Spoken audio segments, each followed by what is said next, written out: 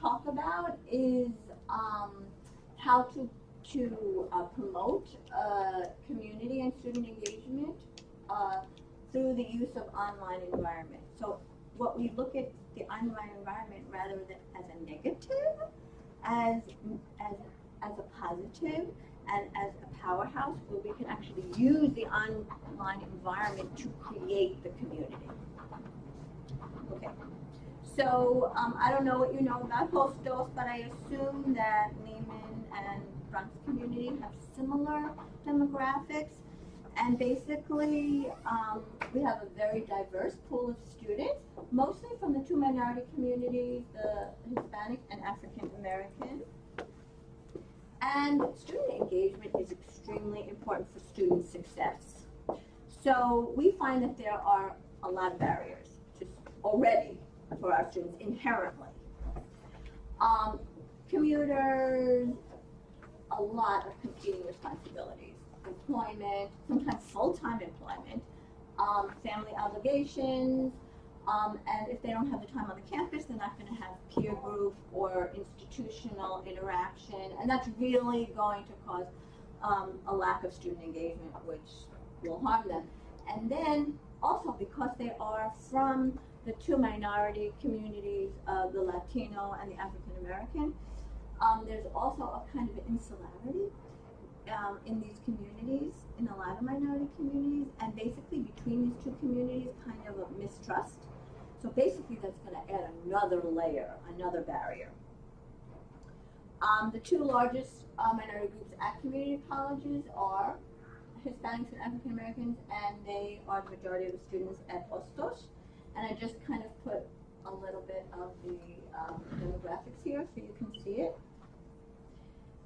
As I mentioned before, the minority groups are insular, they socialize with each other, and in New York City there's that residential segregation. So that's just going to be adding to it. And then they're going to adopt those group ideas. Okay. Another additional factor for Latinos and African Americans is a little bit of resistance for them, like misconceptions that they might have. So again, you can have another barrier, another way of dividing the students. And student engagement is absolutely a key to academic success. A lot of research on this. So they need to be more connected to the faculty, the institution, support, things like that, which they're not going to have if they're online. And these student engagement particularly benefits those who are not well prepared, our students. So, what are we talking about today? Online education. Online education at Hostos, we've had it for more than 15 years, but basically we started with a formal mentor program, which is wonderful, both for hybrid and for asynchronous. And we use often Blackboard, and so we have hybrid, which is about at least 1/3 up to 1/2 of the meetings, and then fully online. And I showed you how many, we've increased from 2012 to 2015, and so the total now is 157 courses. But as you spoke, what was your name again? Caitlin spoke about it being flexible. It's wonderful for the students to have online. They work, they have family obligations. It's phenomenal if they can have online because they have that flexibility. But then it's going to turn into a negative if they're not going to have the student engagement. So what we have to do is we have to have strategies to give them community. And I have a fully online course, which is an internship class, and I'm turning it now into a capstone class. And then Professors Trachman and Steinmayer are building a hybrid eco-feminist course. So I have two groups of strategies that create community. And the first are collaborative tools, blogs, Wordles, wikis. And the second group are discussion boards and grouping them into group assignments. So I use blogs, and basically a lot of the same things that Caitlin spoke about before. It allows the students to express their feelings, maybe they wouldn't if they were not in the classroom. and they could also share it with everybody. And also the research shows that it allows them to better link the meaning to the person. They can understand it better when they link it to their personal experience. And it's a little bit more informal a blog than is a discussion board. And also you can have, it comes, the way that it shows is all in one space. So they don't have to be clicking into things, and I like that a lot. So they can see the different answers of the students right when they click in. I tend to use blogs much more than discussion boards, but research shows that they do develop a strong sense of community. And this is an example. It's also something that you can use when something happens like instantly. I will put something on, I'm a law professor, so we were talking about the Miranda rights and when are the exceptions to the Miranda rights. And when with the marathon bombers, with the Boston bombers, they did not give I don't know how to say his name, pronounce his name, the brother who was alive, they didn't give him his Miranda rights, and they said there was an exception to it, and so I asked the students to speak about what they think about that. And so it's something that, you know, the news, something happens in, I can instantly put it on anytime. I don't have to wait for the class or, you know. And then another collaborative tool I use is the Wordle, and it's a word cloud. And so what I end up doing is I will maybe sometime at the beginning of the class, I'll ask them to give something about themselves, like a hobby or something. And so then I'll put it into a Wordle. They each give me a word, I put it into a Wordle, and I use it as their banner of their class. So every time they open up the class, they see the Wordle and they feel connected. And this is an example. Mother, karate, lawyer, president. Okay. And the other thing is a wiki, which they can all, it's okay, they don't mind. They can all work together to create something together. They all can edit it, and that also adds to group cohesion. And so I had a document where I had them in their paralegal class. They had to create a document where they would explain to the next class how to go about getting an internship, because we don't have that much help. So I and Career Services have to all work together to get an internship. So I had them write a letter to the next class explaining how to do it. My second group was group work, where they had a team project, a virtual team. So I gave them all the capabilities. I gave them email. I gave them discussion board. They could work completely online, but together as a group. And they could produce a PowerPoint, which I then put online. And so they had all these capabilities. They had collaboration, file exchange, a blog, discussion board. They could all do it. Only each group had it together. So they were exclusive to the groups. And then discussion boards, which I think we discussed before. And then also one other thing that I started was a Facebook page for the unit, which has been amazing. So we're posting everything that's been going on, and events and links, and that's also been wonderful for the students. And so all the professors are administrators, and we just add things, and it's wonderful for the students to see that. Thank you very much.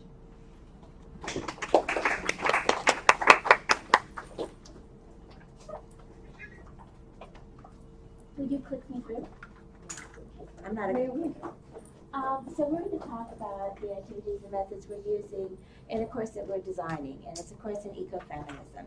And this is the overall structure of the tasks in the course. We'll talk about just the online portions, the graffiti board, the Wordles, I'm sorry, what? A blog. Wikis and blogs are down here. Wikis, blogs, and POOCs. We're aiming toward a POOC in the end, and we'll tell you what a POOC is. So the benefits to student learning, collaborative learning, especially with the blogs and the wikis, experiential learning, which will involve the cognitive mapping and the Wordles, and which will be put on graffiti boards, critical thinking, problem-solving skills, civic engagement. This is what we're hoping to encourage. The graffiti boards are really just like, you can post them on Blackboard, and they're really just like graffiti on the street. And the idea, and this is a sort of, I'm borrowing this from Paolo, and you'll forgive my pronunciation, Freire, the famous pedagogical theorist. The idea is that we want the students to be able to connect with their own experience, post their own experience on a site that they have, that's like their private site, in many media, so they'll also be learning about different ways to represent information. And then they can import the information from their graffiti boards to blogs, wikis, and Wordles, actually. Okay. So can you picture what I'm saying? The graffiti board is just like, and one of the great advantages is it will help them connect their daily life experience with the course material, and it also allows many forms of representation. Where did the rest of my slide go? Okay. Is the next one? No, Okay. and allowing for abstract Okay, here we go. reasoning. Okay, can you go to the next one? Okay. Just Okay. Yeah, okay. And you form some examples, writing, prose, poems, words, parts of words, dramatic fonts like graffiti on the subway, or, well, it used to be on the subway, it's not anymore. Right. And as it appears on the street. And they can also be images, hand-drawn, imported from web-based sources, stick figures, cartoons, maps, such as hand-drawn maps. And we're particularly interested in the students connecting their experience to the environment. I'm an environmental psychologist, so cognitive mapping is a recognized tool to help people understand their image and their experience of their environment. So these are some examples, a famous example of the use of cognitive mapping to represent the experience of place of 3 ethnic groups, Anglo-Saxon, African-American, and Hispanic. And that's worth a talk on its own, but we're a little stuck for time, so we're going to keep moving along. The Wordles, actually, one of the things that happened in working with Professor Ramson was that we created our own community and communication. And we liked the Wordles, but we didn't want to use, we wanted the graffiti board for what she was doing, but we thought the Wordles were neat. So we designed an assignment to use Wordles to address the course's emphasis on food justice. And we asked students to identify their customary foods, and the Wordle created a word cloud, so that you have a visual way of locating yourself in terms of, next slide. So this is an example that we pulled off of the internet of somebody who's trying to change her diet. And so she's using a word cloud to locate. Yes, oh my goodness. All right, I always change this person's gender. That's another time. All right, so this person is able to use this representation to understand the major foods that the person's using and how the relationship between different kinds of food is changing as they move along in their, she's trying to become a paleo, yeah, she's going on a paleo diet. Since the South Bronx is a recognized food desert, we wanted students to become aware of and reflect upon the origin of the foods that they use. This is a Wordle that represents a similar kind of an experience. And then we thought, next slide. hang on, yeah. Okay. And this is an example of cognitive maps that Professor Trachman, this is mine, this is hers, this other one is mine, of resources in the environment from which we get our foods. So we would have these posted, and they would become part of the Wordle, and then part of the overall assignment, where we'd ask them to look at locations of food in their environment. It was quick, but I hope you got the basic idea. No, show me how to do it. Okay, just keep hitting this. Okay. You need to go back and just do You that. got it. Okay, so to some extent, my experience with this is a little more on the theoretical end, but it doesn't hurt for people to become a little more aware of some of the pedagogical advantages of these systems, and we've touched upon much of this already. So obviously, the blog is an electronic space, and students can share their experiences with fellow students, as can the professor. It's a writing space, as we already have identified, and one of the advantages is that you can post not just textual information on a blog, but you can post videos, podcasts, imagery, to use from prompts. We also, with the idea of sort of blending this and using information that the students might have developed for their graffiti boards and moving it into the blog as an appropriate prompt. And as you can see here, very nicely written, online gallery space for review of works, writings, and such in progress. It really encapsulates what a blog is about. these are immediately archived, so it provides an opportunity for students to reflect. And somebody brought that up about the discussion board. So this is doing it even in a broader sense because of the different types of posts. Hopefully they can also help to, because of reflection, clarify information from the material that was posted in the graffiti boards and also with text, like course content. And allow for the back and forth reflection and thinking and also develop critical thinking skills. So that's sort of covered there. And it's sort of obvious because it allows the blogger, you're putting a prompt there and asking for students to comment, and then it allows for students to comment on those comments as well as faculty to have exchange of information. So that last bullet sort of touches on that point. So let's move on. Okay, so we talked about personal postings and viewing and commenting. So it's sort of recapitulating some of this. And one of the things that ties back into the Wordle, with their food justice emphasis, the idea if we're asking the students about where the foods are coming from, we might be able to use, the posters from the graffiti board, even the Wordle itself, to have students then start really reflecting even deeper about where is the food coming from, what the environmental impacts are, how much energy does it take to deliver this food from across like California versus if it's grown locally, just to give you an idea of that. And some of this stuff is cut off on the bottom. Anyway, because we have a lot of students, a lot of rich diversity, it allows for the students to think about that. Help you can discover unexpected commonalities because you can reflect on that. And it turns out in the literature they talk about how students feel more engaged in this form of communication, even more so than when they're using a discussion board. Okay, let me keep pushing forward. Why is this cut off? Can you possibly shrink? What, did I do something? No, we're gonna, because some of the stuff is cut off on the edge. Okay, and you can hopefully still read it. What's nice about a wiki, if we're using some of these different blog postings and reflections, to help to then eventually move them into working on a collaborative group project. One of the issues I have with collaborative group project, how do you assess what the students are doing and how they're participating? A wiki allows you to do that, and this is still on the theoretical end, but it really is marvelous because you can structure different tasks. You can have them breaking themselves up into different groups. They produce, as you can see here, jointly created artifacts and products. I'm trying to speed up a little bit more. Easily edited as a communication box, and a history is created. They work on situations where they're looking at complex problems. Hit forward.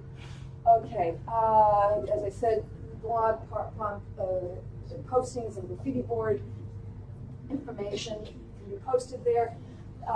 What's nice is instead of cooperative kinds of work where students are asked to put little pieces together and then sort of link them together, you actually can post something, and because the students can do commentary, they actually on the side can say, I need to change this because of this, that, or whatever, and then they can look back, and if something is an error, you can actually move back to whatever the original piece was. So there's much more of a flexibility, and you're much more like what people do with Google Docs or the tracking mechanism that we have in Word documents that I'm not terribly great at, but it allows for that kind of manipulation of the material and real collaboration moving forward. Yeah. As many of you know, wikis, they can be a series of pages linked together. It's more malleable. It's much more flexible. The terminology here is not hard-coded. It's easy to communicate back and forth amongst the students as well as the faculty member communicating with the students, because this faculty member is sort of over there on the side monitoring all this. There's a page history. As I already said, if there's an error, you can actually go back and move it back to whatever, before you had the error posted. As we know, wikis have an issue with that, where we tell students not to use wikis as reference material. But you can actually go back and fish out the correct information. Okay, and as I said, the faculty member can easily monitor. Hit the next slide. This gives you an idea of a Wordle, an idea of the richness of the kinds of postings moving forward. Allows you to consider it is just complex reading, and it's sort of repetitive. So let me see. This is an example of a wiki on climate change. And here's POOC, Yeah. which is a participatory online open online course that the CUNY has set in motion, which allows people who do online work to sort of communicate with one another via the, through the different CUNY campuses as well as into the community itself. And Researchers add to this. And this is an example of the CUNY website. And the little joke, and we're really out of time, so we'll end on this, is Harvey